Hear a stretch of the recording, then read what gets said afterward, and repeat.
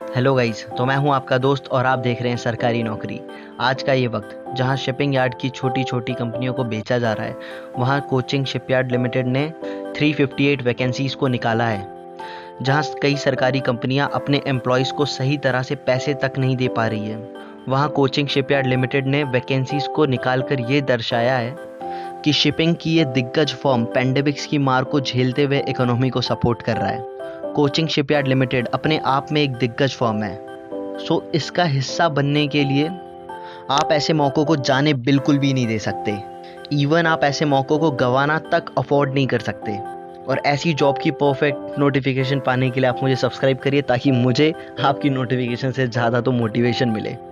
By the way, मैं आपको एक फैक्ट की बात बताता हूँ कि अभी recently Cochin shipyard limited 2 electric ferry बना रहा है नॉर्वे के लिए, जो बहुत ही ज़्यादा प्रेस्टिजियस बात है कोचिंग शिपयार्ड लिमिटेड के लिए और हमारे देश के लिए कि हमारी कोई शिपिंग यार्ड की फर्म नॉर्वे जैसे देश के लिए फेरी बना रहा है फॉर एक्सपोर्ट पर्पस। इससे साफ पता चलता है कि ये फर्म हमारी कोचिंग शिपयार्ड लिमिटेड कितना ज़्यादा पोटेंशियल रखती है अपने अंदर। तो चलिए, ज़्यादा वक्त ना बर्बाद करते हुए मैं आपको सीधे ले चलता हूँ इम्पॉर्टेंट और सटीक जानकारी के पास। First of all, starting date of application form filling है 15 July 2020 and the last date of form filling है 4 August 2020। So you have to be prepared about it. इसमें लगभग आपको 19 दिन का वक्त मिला है फॉर्म फिलिंग करने के लिए। तो अगर आप 4 अगस्त 2020 से पहले मेरी वीडियो को देखते हैं, तो आप अगर इसके किसी भी क्राइटेरिया में फुलफिल बैठेंगे तो ज़रूर जाके उसी टाइम अगले दिन इस फॉर्म को फिलअप करना, क्योंकि अगर आप एक दिन का भी डिले करते हैं तो ये इसका असर आपकी पढ़ाई पे पड़ेगा। एक्चुअली ये एक नेचर बन जाता है, जो मेरा भी कभी था, चीज़ों को टालने वाला, और लास्ट तक जाके सर्वर डाउन हो जाता है या फिर हम भूल ही जाते हैं फॉर्म फिलअप करना। So please first of all subscribe my channel and like the video if you like it. और इस फॉर्म को आप ज़रूर फिल करें अगर आप इसकी किसी भी क्राइटेरिया में फिट बैठें। मैं आपको ये पर्सनली रिकमेंड कर रहा हूँ। बहुत कम लोग होते हैं जिन्होंने ऐसे कोर्स किए होते हैं, और अगर किए हैं तो ऐसे फॉर्म निकलें, आपकी ज़िंदगी सफल हो जाएगी। इसमें स्टाइफन जो मिलता है वो बहुत परफेक्ट अच्छा 8,000 to 9,000 मिलता है, which is pretty good. So now we move to qualification eligibility. इसमें 2 तरीके से पोस्ट डिवाइडेड है, technician apprentice and trade एस्पिरेंटिस।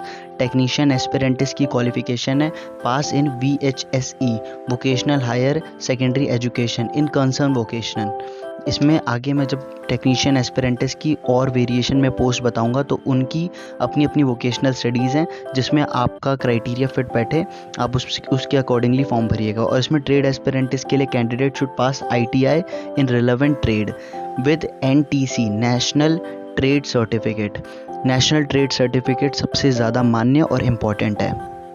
And in the last is it minimum physical standard, जो है क्लॉज 4 ऑफ एस्पिरेंटिसशिप रूल 1992, जिसके बारे में मुझे ज़्यादा अच्छे से नहीं पता था। मैंने आपके लिए स्पेशली इसे सर्च मारा गूगल पे, और लिंक इज़ इन डिस्क्रिप्शन, आप और अच्छे से देख सकते हैं। इसमें ज़्यादा कुछ नहीं है, बस इतना ही है कि आप अच्छे से सुन सके और अच्छे से बोल सके। लेकिन ये पूरा प्रोसीजर उन लोगों पे नहीं अप्लाई होता जो पैदाइशी गूंगे या बहरे हैं। और ज़्यादा अच्छे से जानने के लिए लिंक इज़ इन डिस्क्रिप्शन, आप उसे देख सकते हैं। तो चलिए अब आगे बढ़ते हुए वैकेंसीज डिटेल पर आ जाते हैं। So there is the first technician vocational apprentice, जिसमें टोटल 5 पोस्टें हैं, जिनमें फर्स्ट है अकाउंटिंग टैक्सेशन, जिसकी 1 पोस्ट है। And on the second number is it customer relationship management, जिसकी 2 पोस्ट हैं। And the third number electrical and electronics technology, जिसकी 1 पोस्ट है।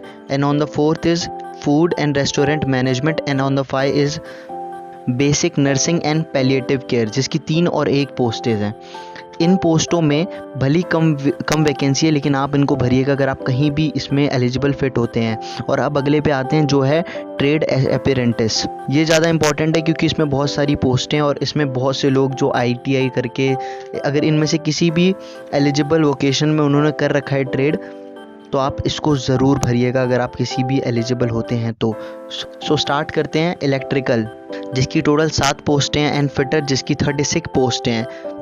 वेल्डर, जिसकी 47 पोस्टें हैं। मैकेनिस्ट जिसकी 10 पोस्टें हैं, इलेक्ट्रॉनिक मैकेनिक जिसकी 15 पोस्टें हैं, इंस्ट्रूमेंट मैकेनिक जिसकी 14 पोस्टें हैं, ड्राफ्टमैन मैकेनिक जिसकी 6 पोस्टें हैं, ड्राफ्टमैन सिविल जिसकी 4 पोस्टें हैं, पेंटर GENL जिसकी टोटल 10 पोस्टें हैं, मैकेनिक मोटर व्हीकल्स जिसकी टोटल 10 पोस्टें हैं, एंड स्टील मैकेनिक वर्कर जिसकी 47 पोस्टें हैं, and on the ship right would carpenter जिसकी टोटल 20 पोस्टें हैं, and in the last 2 is mechanic diesel जिसकी 37 पोस्टें हैं, फिटर पाइप प्लम्बर जिसकी 37 पोस्टें हैं। यहाँ पोस्टें थोड़े थोड़े हिस्सों में डिवाइडेड हैं इसलिए कम लग रही हैं, लेकिन काफ़ी अच्छा नंबर है। अगर आप इनमें से किसी में भी एलिजिबल होते तो आप भरिए, आप ऐसा मौका नहीं गंवा सकते कि आप कोचिंग शिपयार्ड लिमिटेड का उसमें ज्वाइन होने का, उसका हिस्सा बनने का ऐसा आप मौका बिल्कुल नहीं गंवा सकते। और इसमें स्टाइफंड मिला है टोटल 8,000 से 9,000, जो बहुत अच्छा नंबर है खुद में। बहुत ही सिक्योर जॉब है, अगर आप भर सकते हैं तो इस फॉर्म को ज़रूर भरिए, मैं आपको पर्सनली रिकमेंड करता हूँ। एंड इन द लास्ट मैं आपको एज लिमिट के बारे में बता देता हूँ। Age limit will be follow as per apprentice rule, जो मुझे बिल्कुल नहीं पता था, मेरे ख्याल से बहुत से लोगों को नहीं पता होगा, लेकिन मैंने इसे गूगल पर सर्च मारा तो मुझे पता चला कि कोई भी इंडिविजुअल, एनी इंडिविजुअल जिसने अपना 14 ईयर कंप्लीट किया है, फिजिकली फिट है एंड मिनिमम क्वालिफिकेशन उसके पास है किसी भी उस पोस्ट के लिए जिसमें वो अप्लाई करना चाहता है, यानी अगर वो इलेक्ट्रिकल फील्ड में अप्लाई करना चाहता है, फिटर में अप्लाई करना चाहता है, तो ITI in this specific trade, उसी ट्रेड में उसने वो कर रखा है और उसके पास NTC है, national trade certificate, then he is eligible for it.